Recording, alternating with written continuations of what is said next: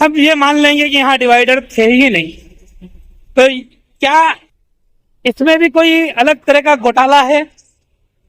इस डिवाइडर को कितना हद तक नुकसान पहुंचाया गया मैंने आगे बताया था, लेकिन यहाँ तो उसकी अति हो चुकी है। यहाँ आप देखिए डिवाइडर का नामो निशान इस रोड पर, इस रोड के साइड में नहीं दिखाई दे रहा है। सिर्फ जो डिवाइडर वहां लास्ट में दिखाई दे रहे हैं वही दिखाई दे रहे हैं। तो ये कमोबेश हाल है विरार महानगर पालिका का। आज के लिए अभी के लिए इतना ही। नमस्कार। हमारे चैनल सैफ न्यूज लाइव पर अपने व्यापार और सेवा से संबंधित विज्ञापन प्रसारण हेतु दिए गए मोबाइल नंबर पर संपर्क करें।